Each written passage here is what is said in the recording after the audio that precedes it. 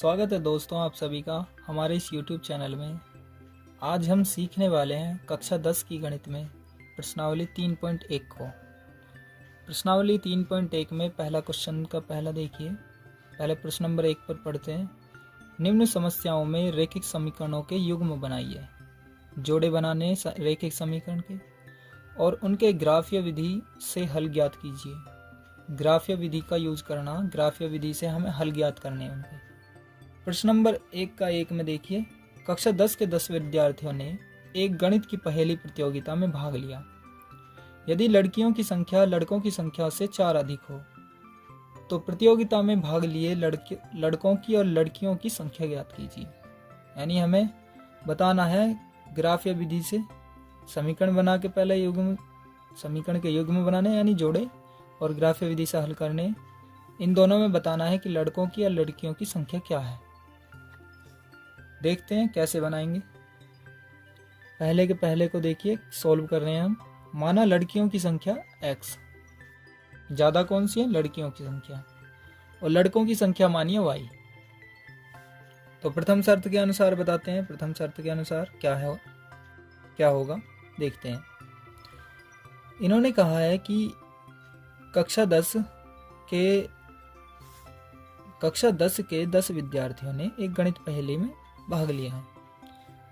तो दोनों मिलाकर विद्यार्थी बैठेंगे, यानी लड़का भी लड़की भी दोनों विद्यार्थी हैं। दोनों विद्यार्थी कितने हैं टोटल? मिलाकर 10। तो लड़की और लड़का दोनों मिलाकर कितने हैं? 10 विद्यार्थियों ने हिस्सा लिया है। 10 के 10 विद्यार्थियों ने लिया है हिस्सा। इसमें लड़की भी है और लड़का भी है, दोनों शामिल हैं, दोनों मिलाकर 10 बैठे हैं। ठीक है, ये होगी समीकरण 1। दूसरी शर्त के अनुसार क्या कह रहा है इसमें क्वेश्चन में? कहा है कि यदि लड़कियों की संख्या लड़कों की संख्या से 4 अधिक हो। लड़कियों की संख्या यानी x, लड़कियों की संख्या, और लड़कों की संख्या से 4 अधिक हो। अधिक यानी लड़की की संख्या में से y यानी लड़कों की संख्या घटा दी जाए तो 4 बैठेगी ज़्यादा। ठीक है, जैसे समझिए उदाहरण के तौर पर, यहाँ अगर 6 हो और y की वैल्यू 2 हो तो 6 में से 2 घटाओगे तभी तो 4 बैठेगा। यानी इसकी 2 है और 4 और मिल जाता तो 6 इसके बराबर होती। ये लड़कों की है, ये लड़कियों की है। अभी सिर्फ अनुमान लगा रहे हैं कि क्या बैठ सकता है यहाँ, बताएंगे कि कैसे होगा। ठीक है, लड़कियों की संख्या ज़्यादा है इसलिए पहले रखा है, और लड़कों की संख्या कम है तो बाद में रखने पर फिर घटा के कितना बैठेगा? 4। यानी 4 ज़्यादा है ना, इससे लड़कियों की संख्या ज़्यादा है लड़कों की संख्या से। ठीक है, समीकरण हो गया ये 2।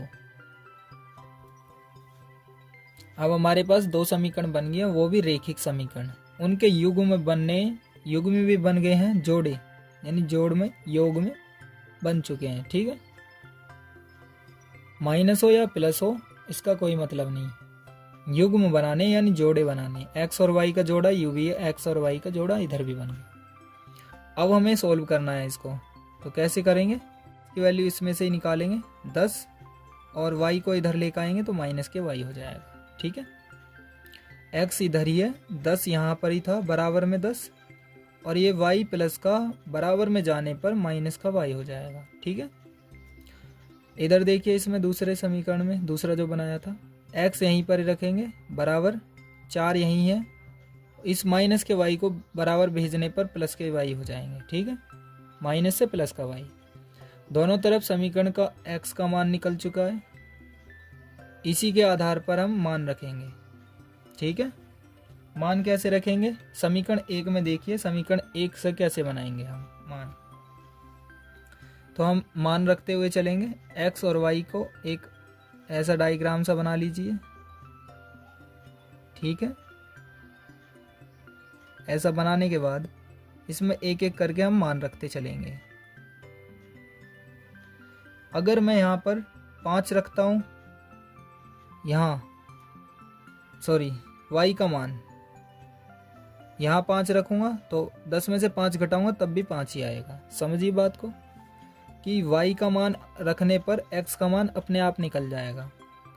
y का मान अगर मैं यहाँ 5 रखूँगा तो यहाँ पर भी 5 आ जाएगा। 10 में से 5 घटाने पर x की वैल्यू 5 आ जाएगी।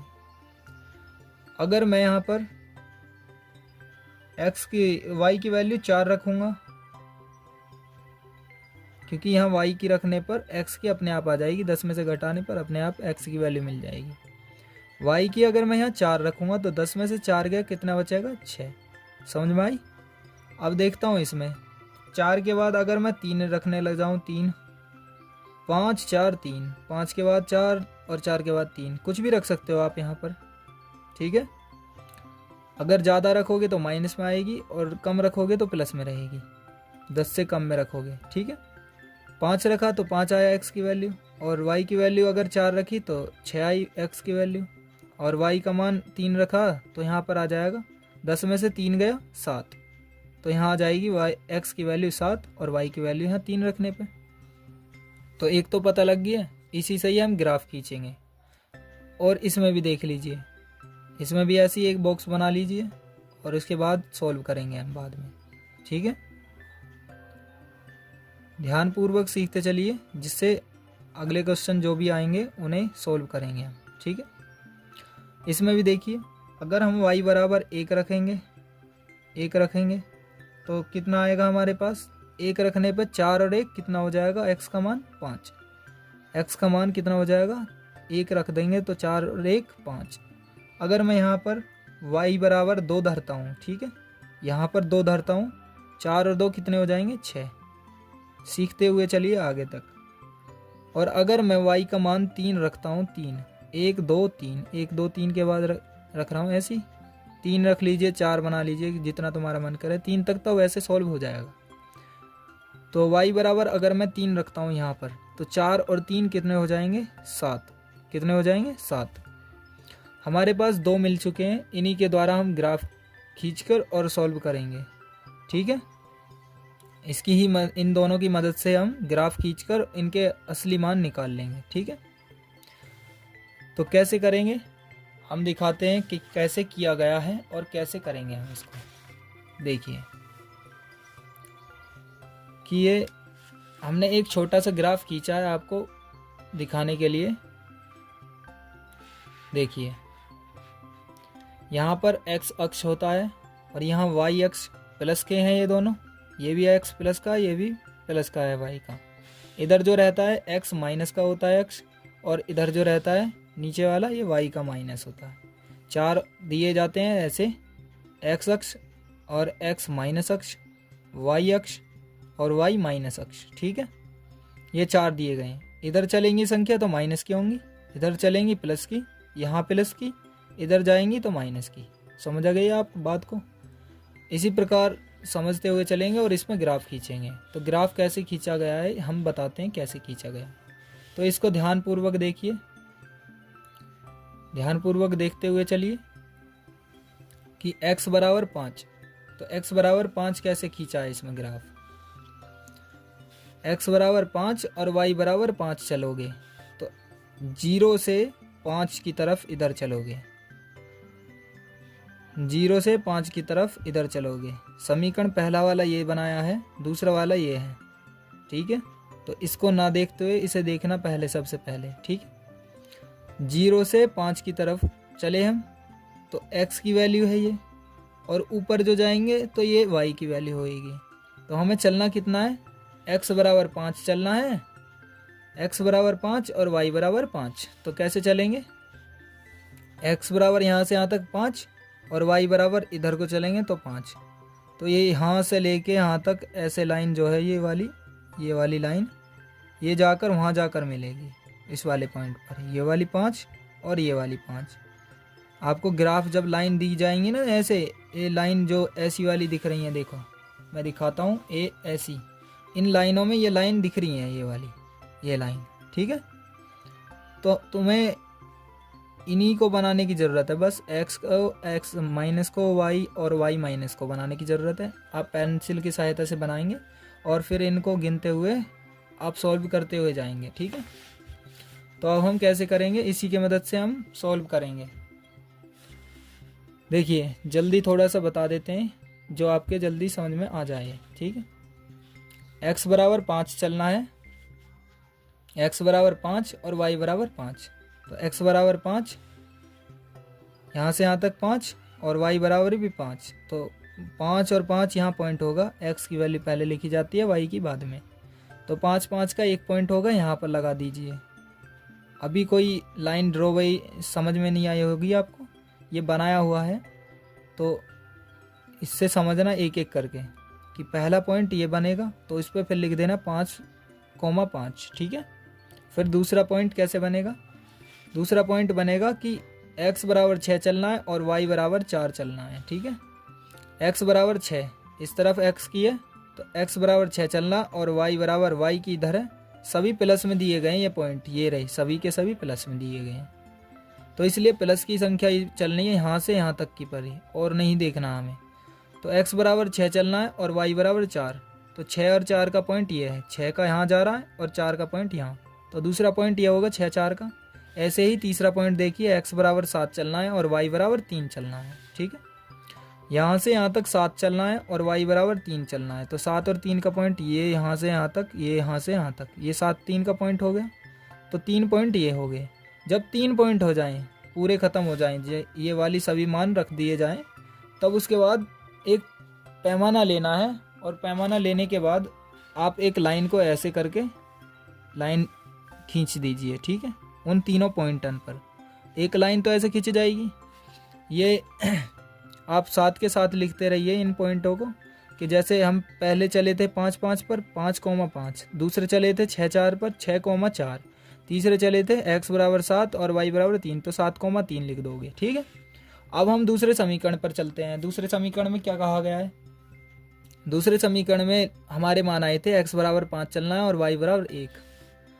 x की वैल्यू ये है, y की वैल्यू इधर है, तो x बराबर 5 चलना है और y बराबर 1, तो 5 ये रहा, 5 का लाइन ये रही और 1 की लाइन ये जाएगी यहाँ सीधी, ठीक है। तो 5 1 पर चलेंगे तो यहीं आकर रुकेंगे, तो 5 1 हो जाएगी हमारी ये वैल्यू।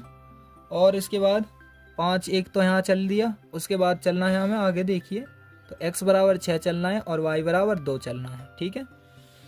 तो x बराबर यहाँ से यहाँ तक 6 चलना है और y बराबर 2, 2 यहाँ पर आके रुकेगा, तो y बराबर 2 धरनेंगे यहाँ, 6 2 यहाँ पर कोमा लगा कर देख मान रखते चलिए, यानी पॉइंट के नाम लिखते हुए 5 1 और 6 2।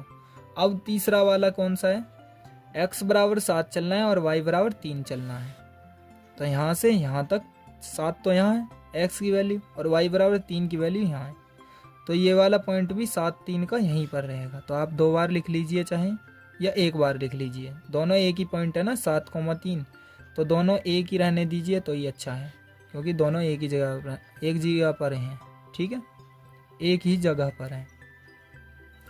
7,3 दोनों वाले इसी पॉइंट पर मिले हैं ना, तो यही हमारा आंसर माना जाएगा। तो पहली वाली वैल्यू होती है x की और y जो दूसरी वैल्यू होती है, ठीक है। तो हम यहाँ पर लिखेंगे कि लड़कियों की संख्या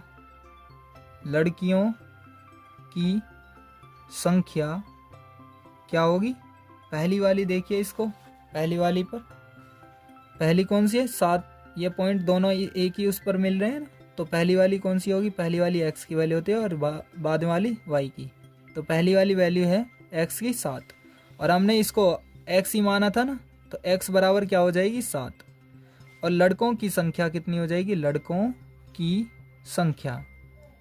संख्या क्या हो जाएगी, y बराबर हो जाएगी 3। तो हम इसको एक बार और जांच करके दिखाते हैं आपको कि दोनों को x और y को दोनों को जोड़ा था 10 आया था ना, 7 इसे x की वैल्यू और y की वैल्यू 3, तो 7 और 3 कितने होंगे 10। तो पहली समीकरण हमारी ठीक है। दूसरी हमने रखी थी x माइनस वाई बराबर 4, तो यानी x की वैल्यू अभी हमारे पास 7 आई है, 7 में से अगर मैं 3 घटा दूं तो कितना बचेगा 4, ठीक है। तो ये दोनों हमारी समीकरण भी ठीक है और हमारे मान भी बिल्कुल सही आए हैं। तो आपको यहीं तक ही करना है, ये आपके आंसर हो गए हैं। लड़कों की संख्या भी निकाल दिया, लड़कियों की संख्या यानी लड़कियों की 7 है और लड़कों की संख्या 3 है, ठीक है। ये इसका आंसर हो चुका है। आप सभी अपने दोस्तों को इस वीडियो को शेयर करें और आपको थोड़ी भी इंफॉर्मेटिव लगी हो ये वीडियो, आपको कुछ भी समझ आया हो या पूरा एक क्वेश्चन समझ आया हो ये, तो अपने दोस्तों को ज़रूर शेयर करना और इस वीडियो को लाइक ज़रूर कर देना ताकि मैं आगे की वीडियो को आपके लिए बना सकूं। लाइक शेयर और सब्सक्राइब करने के लिए आप सभी का धन्यवाद।